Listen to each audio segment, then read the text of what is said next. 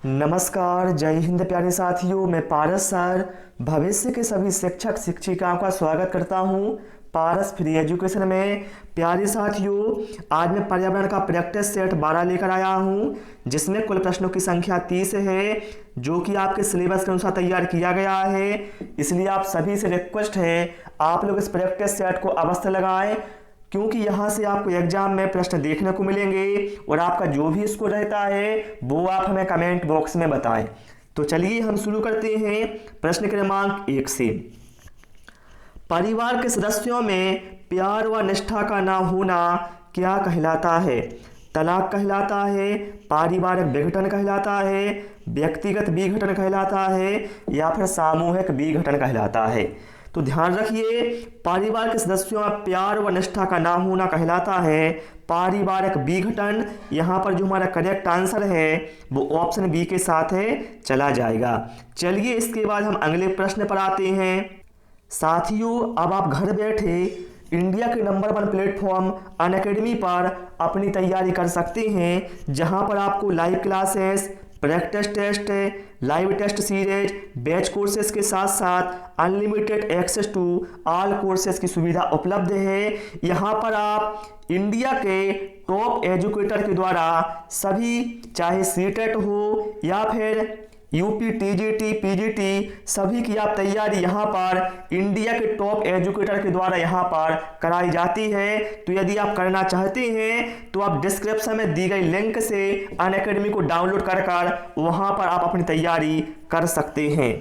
यहाँ पर आप 1 सब्सक्रिप्शन में ऑल बैचेस का लाभ ले सकते हैं। यहाँ पर बोला गया है भाई, भूकंप से पृथ्वी की सतह पर पहुंचने वाली सबसे पहली तरंग को किस नाम से जाना जाता है? एस तरंग, पी तरंग, एल तरंग या फिर टी तरंग? तो पृथ्वी की सतह पर पहुंचने वाली जो सबसे पहली तरंग होती है भाई, उसे जाना जाता है पी तरंग के नाम से। ये जो तरंग है भाई, इसकी गति बहुत अधिक होती है, इसलिए क्या है, पृथ्वी की सतह पर सबसे पहले पहुंच जाती है। इसके बाद आते हैं हम प्रश्न क्रमांक 3 पर। रेखा की मां खाली स्थान के लिए रोजाना तालाब से लाए गए पानी में फिटकरी डालती है। तो देखिए, रेखा की मां तालाब से लाए गए पानी में फिटकरी इसलिए डालती है ताकि पानी में जो हल्की निलंबित अशुद्धियां हैं वो उसकी तली में अवसादित हो जाए। यहाँ पर जो हमारा करेक्ट आंसर है वो ऑप्शन ए के साथ है, चला जाएगा। ओके, चलिए इसके बाद हम प्रश्न क्रमांक 4 पर आते हैं। और आप सभी से रिक्वेस्ट भैया, मेरी वीडियो पसंद आए तो वीडियो को लाइक और शेयर करें और चैनल को भी जरूर सब्सक्राइब करें। यहाँ पर बोला गया है, खाद्य श्रृंखला की संकल्पना को पढ़ाने में विद्यार्थियों की अधिकतम भागीदारिता के लिए निम्नलिखित में से कौन सी शिक्षण व्यूह रचना सबसे प्रभावी होगी? आपको भाई बच्चों को क्या करना है, खाद्य श्रृंखला की संकल्पना को पढ़ाना है और विद्यार्थियों की अधिकतम भागीदारिता उसमें करनी है। तो सबसे अच्छा तरीका ये है कि आप जीवों के प्ले कार्ड्स बच्चों के बीच वितरित कर दें और बच्चों से कहें आप इन कार्ड्स को खाद्य श्रृंखलाओं के क्रम में व्यवस्थित करें। तो ये क्या है, उनकी भागीदारिता इसमें अधिकतम होगी।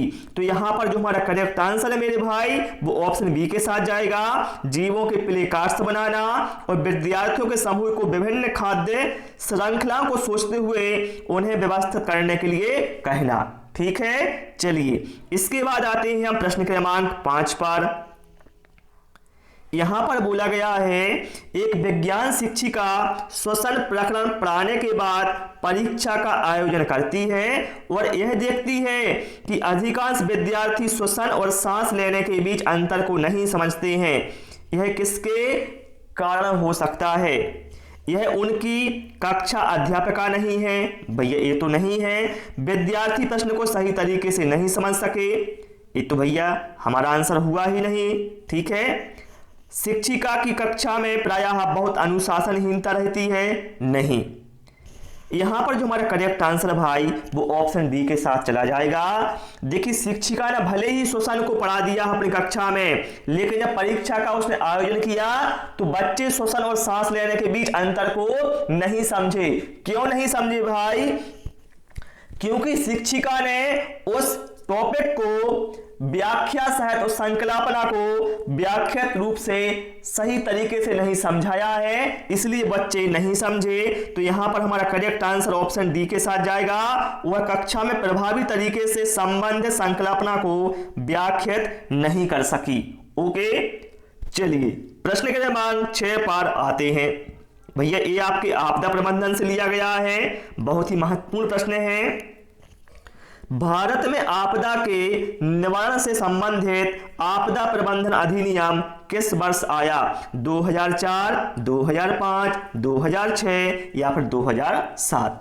तो देखिए, भारत में आपदाओं के निवारण के लिए आपदा प्रबंधन अधिनियम भैया 2005 में आया था। राइट आंसर यहां पर हमारा ऑप्शन बी के साथ है, चला जाएगा। इसके बाद हम प्रश्न क्रमांक 7 पर आते हैं। निम्नलिखित में से भोजन बनाने का कौन सा तरीका अच्छा है? सब्जियों को काटना, तब उन्हें चलते पानी में धोना। सबसे पहले सब्जी काट देंगे आप सीधी, एक गलत है भैया। सब्जियों को काटने और पकाने से पहले उन्हें कुछ समय के लिए धूप में रखना। भैया धूप में रखने से कुछ नहीं होता है। बैक्टीरिया नष्ट करने के लिए सब्जियों को गहरा तलते हुए पकाना नहीं, बल्कि आपको सबसे पहले क्या करना है, सब्जियों को अच्छी तरह से धोना है, फिर उनको काटना चाहिए। ओके, यहां पर जो हमारा करेक्ट आंसर है ऑप्शन डी के साथ है, चला जाएगा। चलिए प्रश्न क्रमांक 8 पर आते हैं। ये आपके अंतरिक्ष विज्ञान से लिया गया प्रश्न है। पृथ्वी का प्राकृतिक उपग्रह कौन है? यूरेनस, चंद्रमा, अल्फा सेंचुरी या फिर मिल्की वे? तो भाई मेरे पृथ्वी का प्राकृतिक उपग्रह कौन सा है? चंद्रमा है। राइट आंसर यहां पर हमारा ऑप्शन बी के साथ है, चला जाएगा। ध्यान रखना, जो पृथ्वी है इसको नीला ग्रह कहा जाता है। क्यों कहा जाता है? क्योंकि यहां पर जल की अधिकता है, इसलिए यह दूर से देखने में नीली प्रतीत होती है। ओके, इसलिए इसको नीला ग्रह बोला जाता है। और मंगल को बोला जाता है भैया लाल ग्रह। शुक्र को बोला जाता है भोर का तारा या इवनिंग स्टार। ठीक है, चलिए प्रश्न क्रमांक 9 पर आते हैं। यहां पर कहा गया है, पर्यावरण अध्ययन की शिक्षिका वायु प्रकरण को पढ़ाते समय यह प्रदर्शित करना चाहती है कि वायु में भार होता है और वह जगह घेरती है। देखिए ध्यान रखिए, उसे क्या समझाना है विद्यार्थियों को कि वायु में भार होता है और वह जगह घेरती है। उसकी सहयोगी इस उद्देश्य के लिए उसे निम्नलिखित 4 भिन्न गतिविधियां सुझाते हैं। क्या क्या सुझाते हैं? खाली उल्टा बीकर पानी की सतह के ऊपर रखें और उसे नीचा धकेलें। ये तो भैया बिल्कुल सही होगा। यदि आप खाली उल्टे बीकर को ऐसा रखेंगे पानी की सतह पर और उसे धकेलेंगे तो इससे क्या है, आपको बहुत बल लगाना पड़ेगा और आप देखेंगे जो बीकर के अंदर है वो पानी नहीं जाएगा, क्योंकि उसके अंदर क्या है, वायु है। अर्थात यहां से हमें क्लियर होगा कि वायु स्थान घेरती है। स्ट्रा के माध्यम से जूस को खींचना, भैया इससे कोई बात ना तो भार का समझेंगे ना स्थान घेरने से। गुब्बारे में हवा भरना, इससे भैया आप कुछ नहीं समझ सकते। ठीक है, बल्कि देखिए ऑप्शन डी में देखिए, 2 भरे हुए गुब्बारे एक छड़ से बांधें तथा साम अवस्था में ले आए, तब किसी एक गुब्बारे को फोड़ दें। देखिए यदि आप 2 गुब्बारों को इस तरह से बांध देते हैं, ठीक है, जिनमें वायु है, और एक गुब्बारे को आप फोड़ देंगे तो आप देखेंगे जो ये साम अवस्था मतलब बैलेंस वाला पोर्शन था ये झुक जाएगा। मतलब यहां से हम पता चल जाएगा कि वायु में भार होता है। तो यहां पर हम देखें ऑप्शन ए और डी बिल्कुल सही है। ठीक है, ओके, क्योंकि यहां पर कहा गया है उपरोक्त गतिविधियों में से कौन सी गतिविधियां वांछनीय परिणामों को प्रदर्शित करेंगी, तो ऑप्शन सी बिल्कुल हमारा correct answer. Sorry, option A और डी बोला था मैंने, माफ करना मेरे को, यहां पर मैंने ए और डी, तो ए और डी किस में दिया था, ऑप्शन ए में दिया था। ओके, कोई बात नहीं, गलती हो जाती है, चाहे हम हैं या आप, गलती भैया किसी से भी हो सकती है। खालिस्तान के लिए मछली घर, जिसे एक्वेरियम कहा जाता है, में हवा वाला पंप रखा जाता है। आप लोगों ने देखा होगा जो एक्वेरियम रहता भैया उसमें एक हवा वाला पंप रखा जाता है। क्यों रखा जाता है हवा वाला पंप? इसलिए रखा जाता है ताकि अधिक ऑक्सीजन को पानी में घोल सकें। यहां पर जो हमारा करेक्ट आंसर है वो ऑप्शन बी के साथ चला जाएगा। ठीक है, देखिए यहां पर कहा गया है मछली घर या एक्वेरियम में हवा वाला पंप इसलिए रखा जाता है ताकि उसमें अधिक ऑक्सीजन घुल सके, जिससे मछली क्या है उसे ग्रहण कर सकेगी। ओके, चलिए, एक शिक्षिका तनावग्रस्त बच्चे की पहचान कर सकती है जब वह बच्चा निम्नलिखित व्यवहार प्रदर्शित करता है। पढ़ाई में पूर्ण एकाग्रता, तो भैया वो बच्चा तनावग्रस्त कैसे है यदि वह एकाग्रता है उसके अंदर। बहुत बात करता है, भैया कोई बहुत बात करेगा तो क्या वो तनाव में है क्या? नहीं मेरे भाई। कोई अति सक्रिय है तो भैया वो तनाव में नहीं है। लेकिन यदि वह आक्रामक व्यवहार करता है तो बच्चा तनावग्रस्त की अवस्था में है। यहां पर जो हमारा करेक्ट आंसर है ऑप्शन डी के साथ चला जाएगा। चलिए, प्रश्न के क्रमांक 12 पर आते हैं। निम्नलिखित में से कौन से शब्द समूह आपस में निकटतम रूप से संबंधित हैं? तो यहां पर हम देख भैया मलेरिया और एनीमिया। भैया मलेरिया होता है खून की कमी से, ठीक है, और मलेरिया होता है मच्छर के काटने से, और एनीमिया होता है खून की कमी से। अर्थात ये दोनों क्या है, आपस में संबंधित नहीं है। लेकिन ऑप्शन बी में हम देखें, देखिए भैया जो लौह तत्व है, लौह है, हीमोग्लोबिन का मुख्य अवयव होता है ना। और हीमोग्लोबिन की कमी से क्या होता है, एनीमिया रोग होता है। और एनीमिया की कमी को दूर करने के लिए क्या करना चाहिए हमें, इसमें हमें एनीमिया या खून की कमी में क्या करना चाहिए, हमें आंवले का सेवन बहुत ही फायदेमंद होता है। तो हम कह सकते हैं जो ऑप्शन बी है ये क्या है, ये शब्द समूह आपस में निकटतम रूप से संबंधित हैं। ओके, देखिए यहां पर कहा गया है क्योंकि जो लोहा है वह हीमोग्लोबिन का आवश्यक तत्व है। हीमोग्लोबिन की कमी से क्या है, एनीमिया रोग होता है। और आंवला में आयरन बहुत अधिक मात्रा में पाया जाता है।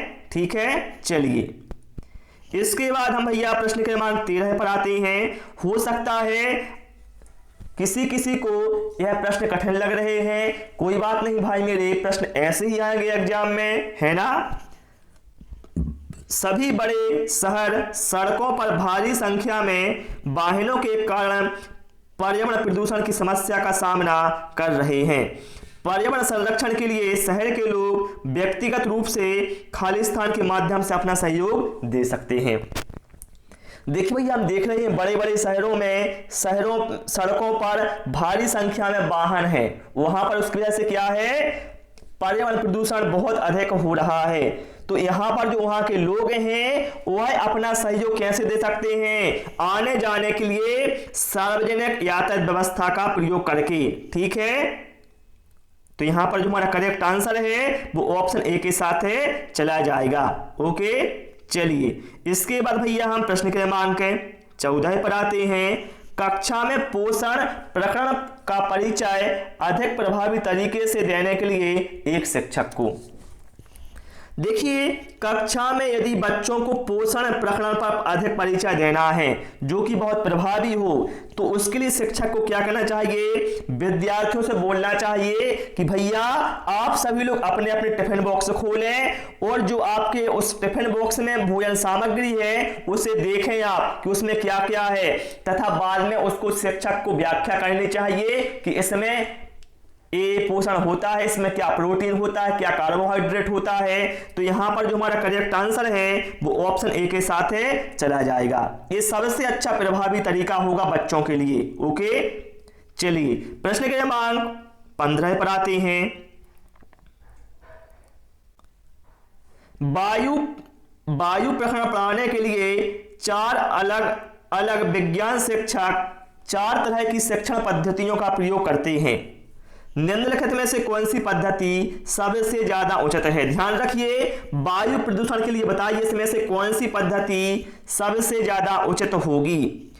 विद्यार्थियों को वायु प्रदूषण पर वृत्त चित्र दिखाना, विद्यार्थियों से कहना कि वे दीपावली से पहले और बाद में वायु के नमूने इकट्ठे करें और उनकी गुणवत्ता का अध्ययन करते हुए निष्कर्षों को सारणीकृत करें, या फिर विद्यार्थियों को पाठ्य पुस्तक में से प्रकरण का शाश्वत पाठन करने के लिए कहना और संकल्पना का अर्थ स्पष्ट करना। नहीं मेरे भाई, प्रकरण पूरा करने के बाद अभ्यास में दिए गए सभी प्रश्नों को उत्तर लिखवाना, नहीं, बल्कि यहां पर जो हमारा करेक्ट आंसर है वो ऑप्शन बी के साथ जाएगा।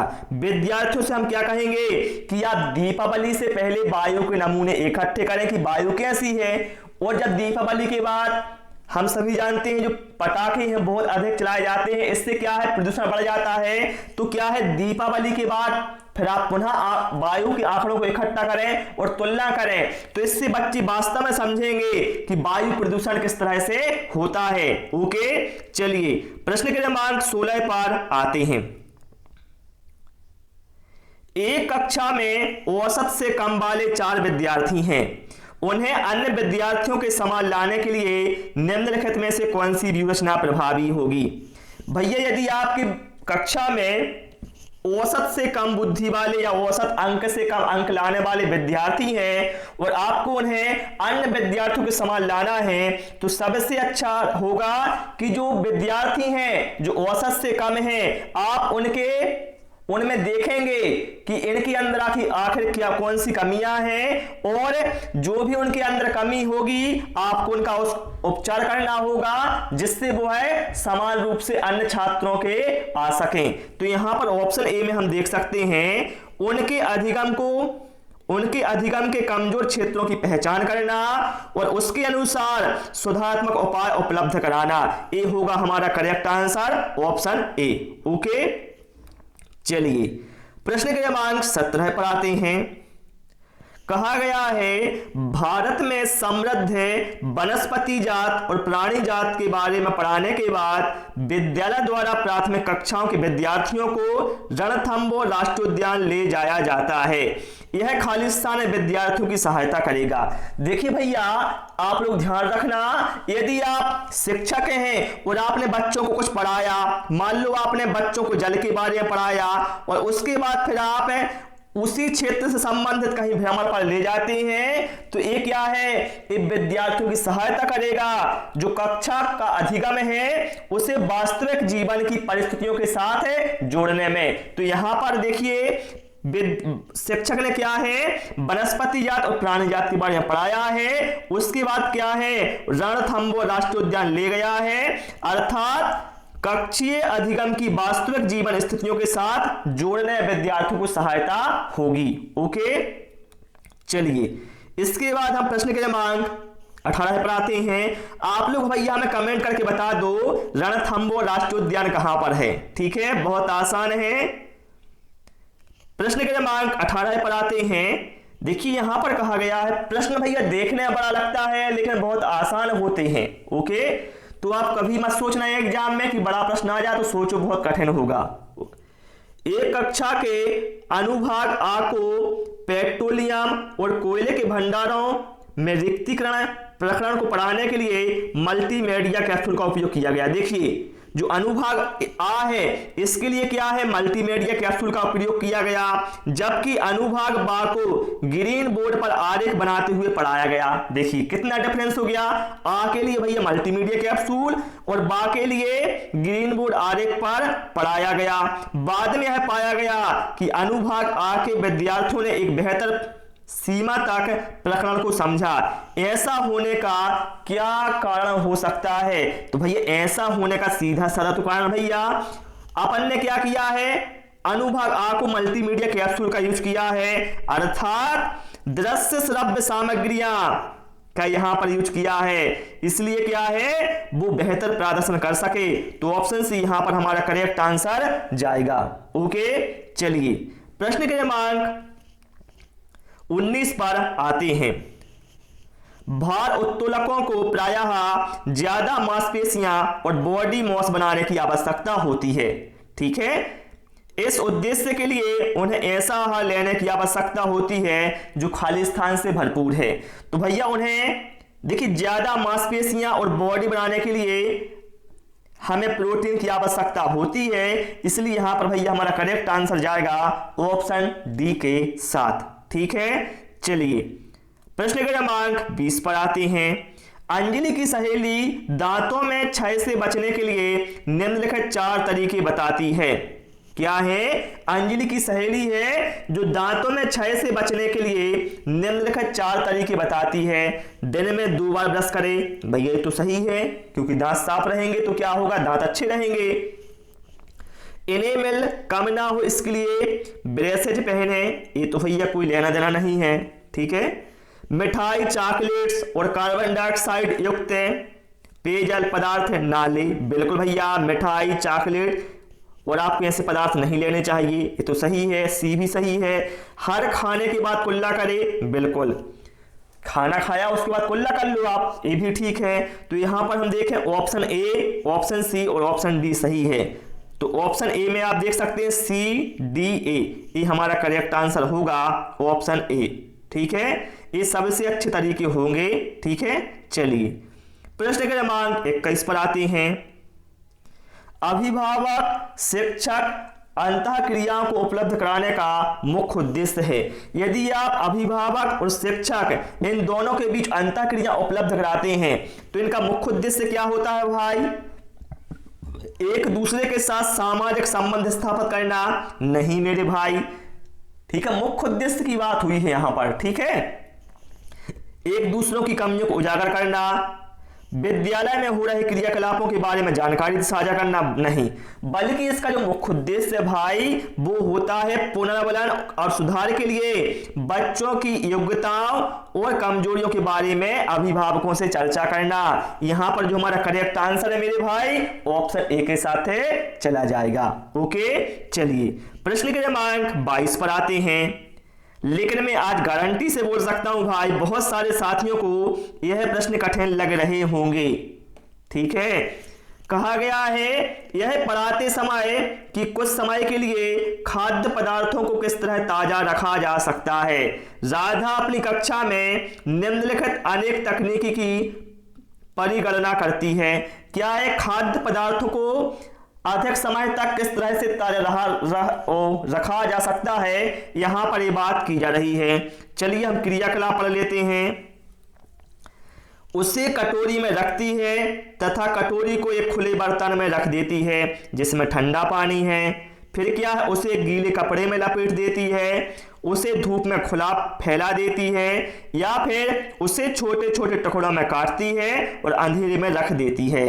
फिर यहां पर कहा गया है उपरोक्त तकनीक बी के लिए वह निम्नलिखित किस खाद्य पदार्थ को संकेत कर रही है। जो यहां पर आप देख सकते हैं जो तकनीक है बी वाली कि उसे गीले कपड़े में लपेट देती है, तो बताइए किसको संकेत कर रही है? भैया प्याज और लहसुन को हम गीले कपड़े में लपेट कर उसे अधिक समय तक नहीं रख सकते, काजू बर्फी को, पके हुए चावल को नहीं, बल्कि यहां पर भैया हरी धनिया की बात हो रही है। यदि जो हरा धनिया है यदि आप उसे गीले कपड़े में लपेट देते हैं तो वह अधिक समय तक ताजा रह सकता है। ऐसे भैया प्रश्न एग्जाम में आपके आते हैं, ठीक है, पेडागोजी में। ओके, चलिए इसके बाद भैया हम प्रश्न क्रमांक 23 पर आते हैं। निम्नलिखित में से लेह और लद्दाख के मकानों की विशिष्टताएं चुनिए। बताइए लेह और लद्दाख के मकानों की कौन सी विशेषताएं होती हैं। यहां पर 4 ऑप्शन हैं, 4 कथन हैं, उसके बाद यहां पर 4 ऑप्शन हैं। और जैसा कि आप सभी को पता है मैं हर प्रैक्टिस सेट में आपको एक प्रश्न देता हूं आंसर कमेंट करने को, तो आपको प्रश्न क्रमांक 23 का आंसर में कमेंट बॉक्स में देना है। बहुत ही आसान है, सभी पर बन जाएगा, मुझे पता है। चलिए इसके बाद भैया हम प्रश्न क्रमांक 24 पर आ जाते हैं। यहां पर बोला गया है तरुण भारत संघ नामक समूह संबंधित है। तो ध्यान रखिए तरुण भारत संघ समूह साथियों यह संबंधित है पुरानी झीलों पुनर्निर्मित करने से। देखिए यहां पर इसकी व्याख्या भी हम पढ़ लेते हैं भाई मेरे। तरुण भारत संघ है जिसे कहा जाएगा TBS, भारत की एक ऐसी अशासकीय संगठन है जो लोगों को वन एवं जल के संरक्षण के मुद्दों पर जागरूक बनाने का काम कर रही है। अतः तरुण भारत संघ नामक समूह है पुरानी झीलें पुनर्निर्मित करने से संबंधित है, ठीक है। बाकी देखिए आप कोचिंग वोचिंग की यहाँ पर बात की गई है, खाना की बात की गई है, बच्चों को सिखाने की बात की गई है। आपको केवल यहां पर ऑप्शन डी ही बिल्कुल करेक्ट आंसर दिखेगा। चलिए प्रश्न क्रमांक 25 पर आते हैं। वायु हर जगह है। प्रकरण पढ़ाते समय एक शिक्षक विद्यार्थियों से निम्नलिखित प्रश्न पूछता है। भैया क्या है, वायु हर जगह है, यह शिक्षक अपने विद्यार्थियों को पढ़ा रहा है और शिक्षक क्या है, विद्यार्थियों से निम्न प्रश्न पूछता है। क्या पूछता है? क्या मृदा में वायु है? क्या पानी के अंदर वायु है? क्या हमारे शरीर में वायु है? क्या हमारी हड्डियों में वायु है? बताना है शिक्षक शिक्षार्थियों में निम्नलिखित में से कौन सा कौशल विकसित करने का प्रयास कर रहा है। तो यहां पर भैया देखिए, यहां पर शिक्षक क्या है, अवलोकन कौशल विकसित करना चाह रहा है।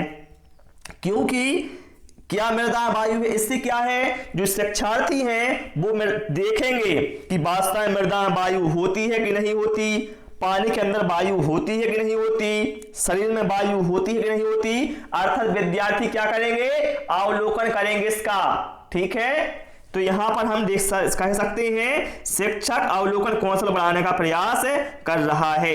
चलिए प्रश्न क्रमांक 26 पर आते हैं।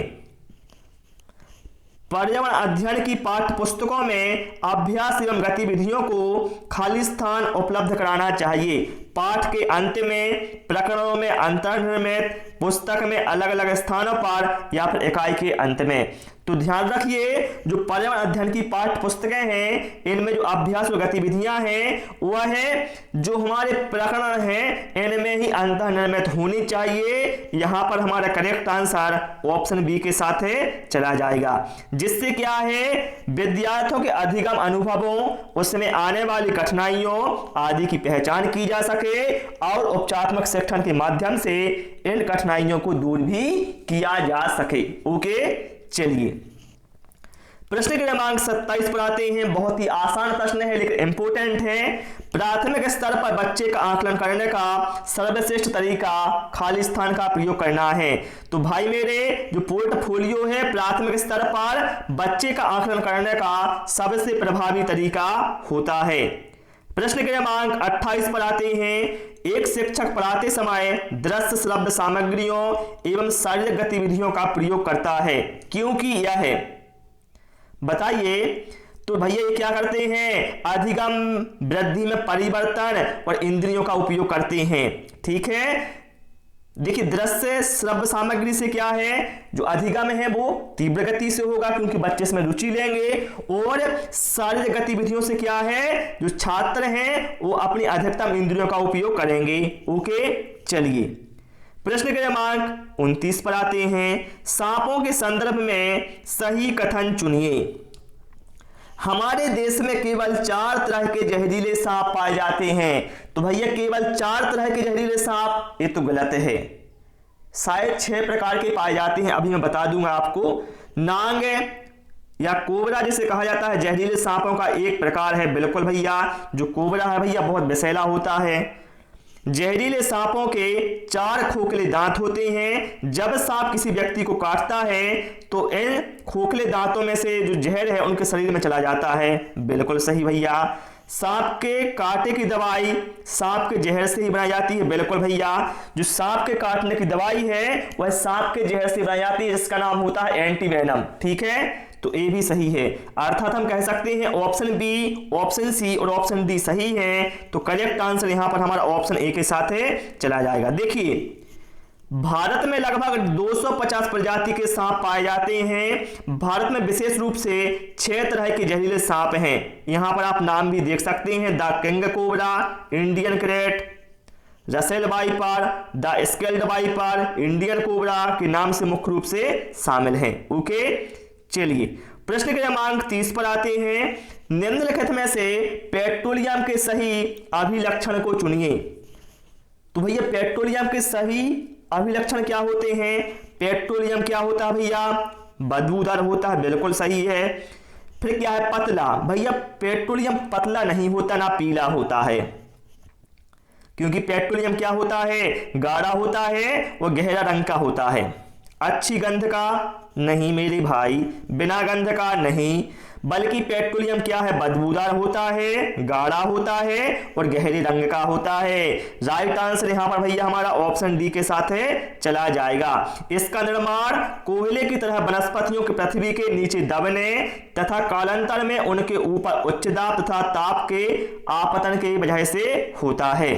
ठीक है, तो प्यारे साथियों, मुझे उम्मीद है आपको प्रैक्टिस टेस्ट पसंद आया होगा। आपने कितना स्कोर किया है वो आप हमें कमेंट करके जरूर बताएं। वीडियो पसंद आया हो भाई, सभी से रिक्वेस्ट है वीडियो को लाइक और शेयर करें, चैनल को सब्सक्राइब करें। Thanks for watching this video.